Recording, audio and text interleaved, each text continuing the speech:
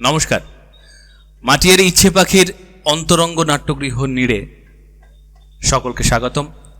মাটিয়ারি ইচ্ছে পাখি আয়োজিত অন্তরঙ্গ নাট্যোৎসবের আজ তৃতীয় দিন এবং সৌভাগ্যবশত আজকে আমাদের নাট্যোৎসবের তৃতীয় দিনে বিশেষ অতিথি হিসেবে আমরা আমাদের মধ্যে পেয়ে গেছি পশ্চিমবঙ্গ তথা ভারতবর্ষের স্বনামধন্য নাট্য ব্যক্তিত্ব তথা অভিনেতা তথা পরিচালক মাননীয় কিশোর সেনগুপ্ত মহাশয়।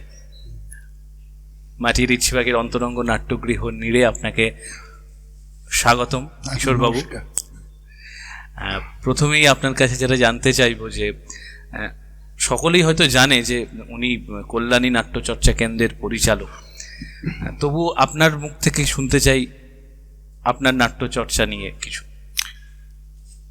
না, ওইটাই কথা যে আমি কল্যাণী নাট্যচর্চা কেন্দ্রের সঙ্গে যুক্ত একজন নাট্যকর্মী হিসেবে, এবং এই মুহূর্তে পরিচালনার দায়িত্ব আমারই। তো কল্যাণী নাট্যচর্চা কেন্দ্র গত 27 বছর ধরে থিয়েটারে চর্চা করে আসছেন কল্যাণী এবং সন্নিহিত অঞ্চলে। কলকাতাতেও যে তারা যান না তাদের প্রযোজনে নিয়ে এমন নয়, কিন্তু মূলত তাদের থিয়েটার চর্চাটা কল্যাণী কেন্দ্রিক। কল্যাণীর ছেলে মেয়েদের নিয়েই আমরা কল্যাণী এবং সন্নিহিত অঞ্চলের কাঁচরাপাড়া, হালিশহর বা গয়েশপুর এদের নিয়েই আমাদের দল, এবং সেই দলেই আমরা চর্চা করে থাকি। মানে কল্যাণী নাট্যচর্চা সম্পর্কে ভূমিকা হিসেবে এটুকুই বলবার। হ্যাঁ, আর যে প্রশ্নগুলো করব, কল্যাণী নাট্যচর্চা কেন্দ্রের বর্তমান কি কাজ চলছে বা এই সমস্যা নিয়ে যদি কিছু। অনেকগুলো কাজই চলছে এই মুহূর্তে। আমাদের 8টি পূর্ণাঙ্গ প্রযোজনা, চলতি প্রযোজনা, ঘুরিয়ে ফিরে সবগুলোরই অভিনয় হয়। তার মধ্যে সাম্প্রতিকতম প্রযোজনা হচ্ছে ভোরের বারান্দা, এবং তার আগে আমরা যে প্রযোজনা করেছি সেটা হলো তোমার কোনো সত্য নেই, আগাথা ক্রিস্টির নাটক থেকে তৈরি করা। তো এই দুটিরই অনেকগুলো করে অভিনয় হয়ে গেছে। তো এই মুহূর্তে চলতি প্রযোজনা মেয়েটি, যেটি 2008 সাল থেকে এখনও অভিনীত হয়ে চলেছে নিয়মিত, এমনকি আগামী 23শে জুন একাডেমিতে দুপুরবেলা তার শো আছে।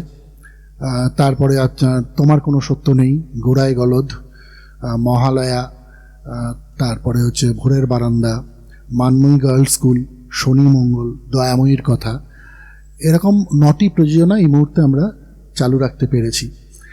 আমরা 2টি কাজে হাত দিয়েছি, নতুন কাজ। একটি মোহিত চট্টোপাধ্যায়ের লেখা একটা স্বল্প দৈর্ঘ্যের কাব্যনাট্য। সেই কাব্যনাট্যটি তৈরি করা হচ্ছে এইরকম ছোট ছোট স্পেস, অন্তরঙ্গ স্পেসের কথা ভেবেই, স্বল্প পরিসরে যাতে করা যায়, খুব কম সংখ্যক মানুষজন নিয়ে, মানে দলের সংখ্যা খুব কম হবে, খুব দ্রুত এক জায়গা থেকে আরেক জায়গায় চলাফেরা করা যায়, খুব বেশি মঞ্চসজ্জার বাহুল্য থাকবে না ইত্যাদি, এই সমস্ত কিছু ভেবে। আরেকটি পূর্ণাঙ্গ নাটক এখনও সম্পাদনার পর্যায়ে রয়েছে, সেটি আমাদের ভোরের বারান্দার নাটককার প্রদীপ্ত ভট্টাচার্যর রচনা। সেই দুটো নিয়ে কাজ চলছে। আশা করি আমরা জুন মাস এর মধ্যে একটি কাজ দেখাতে পারবো নাট্যামোদী দর্শকদের, আর আরেকটি হয়তো একটু সময় লাগবে, আরও 2-3 মাস সময় লাগবে। আপাতত এই হচ্ছে কল্যাণী নাট্যচর্চার বর্তমান অবস্থা। এই আর কল্যাণী নাট্যচর্চা কেন্দ্র একটি অন্তরঙ্গ নাট্যক্ষেত্রেও তৈরি করেছে, সেটা সম্পর্কে যদি কিছু বলে। হ্যাঁ, আমাদের ওখানে আমাদের একটা নিজস্ব বাড়ি আছে, সেটি কেন্দ্রীয় সরকারের একটা অনুদান পাওয়া যায়, বিল্ডিং গ্রান্ট, সেইখান থেকে কিছুটা টাকা পাওয়া গেছে, এবং তারপরে নিজেদের আমাদের যারা কর্মরত সদস্য কোনো না কোনোভাবে কোনো পেশার সঙ্গে যুক্ত, তারা কিছু অনুদান দিয়েছিলেন, আর কিছু অনুদান আমরা আমাদের শুভানুধ্যায়ীদের কাছ থেকে তুলতে পেরেছিলাম, কিছুটা ব্যাংক ঋণও নেওয়া হয়েছিল। এই সব মিলিয়ে আমরা একটা নিজস্ব বাড়ি তৈরি করতে পেরেছি কল্যাণীতে, এবং তার নাম তাপস সেন কুমার রায় নাট্যভবন। তার মধ্যে একটা 103 সেটের 3 আসনের একটা অন্তরঙ্গ স্পেস আছে। স্পেসটির মাপ হচ্ছে 30 ফুট 24 ফুট, এবং সেটি একটি স্বয়ংসম্পূর্ণ প্রেক্ষাগৃহই বলা যায়, প্রসিনিয়াম থিয়েটার সেখানে করা যায়, আবার ইন্টিমেট স্পেস হিসেবে অন্যান্য কাজও করা যায়। সেখানে মানে মোটামুটি জেনারেল লাইট যা দরকার, 36টা লাইটের সোর্স আছে, সাউন্ড আছে, এসি ব্যাকআপ আছে। তো এই হচ্ছে কল্যাণী নাট্যচর্চা কেন্দ্রের অন্তরঙ্গ থিয়েটার গৃহ, যেটা মঞ্চ, যেটা তার পরিচয়। সেই দিক থেকে এই বলছি অন্তরঙ্গ। হ্যাঁ, অবশ্যই আমাদেরও এরকম পরিকল্পনা আছে ভবিষ্যতে দর্শক আসন আরো বাড়ানো যায় যাতে, সেটাই পরিকল্পনা আছে। আর আপনার কাছে এটুকুই জানতে চাইবো যে আমাদের স্পেসে এসে নিড়ে এসে আপনার মতামত। এখন এই সোশ্যাল মিডিয়ার যুগে তো আমরা সবাইকে খুব কাছ থেকে দেখতে পাই ভার্চুয়ালি, ফলে ঘরটার একটা আন্দাজ আমার ছিল এবং ওদের কাজেরও একটা আন্দাজ ছিল, কারণ সোশ্যাল মিডিয়ায় নানা রকম ভিডিও ইত্যাদি পোস্ট হয়। মাটি আর ইচ্ছে পাখির যে লোকগানের দল আছে তাদের যে গানের ভিডিওগুলো পোস্ট করা হয় সেগুলো প্রায় সবই আমি শুনেছি, মানে জানি। ফলে এই দলটার কাজ সম্পর্কে মানে থিয়েটারের কাজ, গানের কাজ নিয়ে কতটা সিরিয়াস তারা, সেই একটা আন্দাজ আমার আগে থেকেই ছিল। আর এটাও জানতাম যে এখানে 40 জন দর্শক বসতে পারেন, এরকম একটা অন্তরঙ্গ প্রেক্ষাগৃহ, অন্তরঙ্গ মঞ্চ হয়েছে যেখানে থিয়েটার হতে পারে, স্বল্প আয়তনে স্বল্প পরিসরের থিয়েটার। এরকম একটা স্পেস আমি এর আগে বগুলাতেও দেখেছি, সৃজনের ওখানে অন্তর্প্রকাশ। তো ফলে এইটা একটা খুব মানে খুবই উদ্দীপনার কাজ, মানে নিজেদেরও উদ্দীপ্ত লাগে। কেননা থিয়েটার মানে আমি অতি সম্প্রতি বিভাস চক্রবর্তীর দেওয়া একটা সাক্ষাৎকার কৃত্রিবাস পত্রিকায় বেরিয়েছে, অংশুমান ভৌমিক সেই সাক্ষাৎকার নিয়েছেন।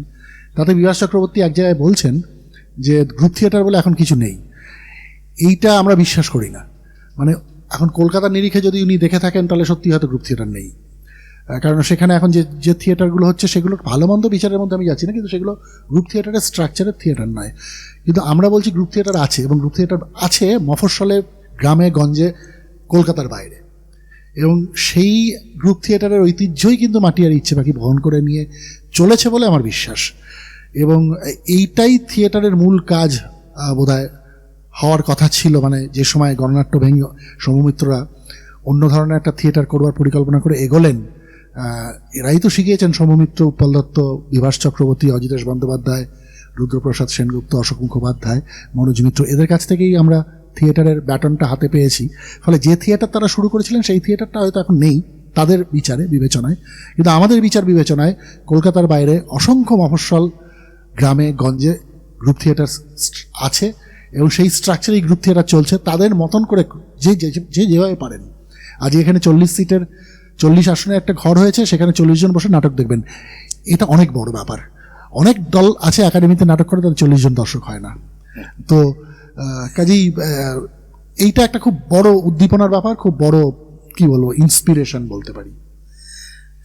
অসংখ্য ধন্যবাদ কিশোরবাবুকে আমাদের ডাকে সাড়া দিয়ে এত ব্যস্ততার মধ্যেও এত দূর জার্নি করে আমাদের স্পেসে আসার জন্য। না, আমিও খুব কৃতজ্ঞ যে আমাকে মাটি আর ইচ্ছে পাখি এখানে আসতে বলেছে।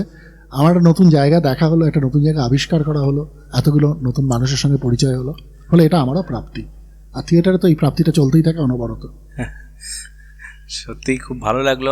আমরা আশা করব আগামী দিনে কল্যাণী নাট্যচর্চা কেন্দ্র তাদের কোনো প্রোডাকশন নিয়ে আমাদের স্পেসে আসুক, একটা তাদের নাটক দেখে আমরা মোহিত হই, এটুকুই আশা। হ্যাঁ, আমরা আসবো। এই নতুন কাজটা যেটা কাব্যনাট্য, ওটা খুব বেশি না, 35-40 মিনিট একটা কাজ হবে, খুব ছোট দল, চলে আসবো আমরা। অসংখ্য ধন্যবাদ স্যার, আর বেশি কিছু বলার নেই। নমস্কার।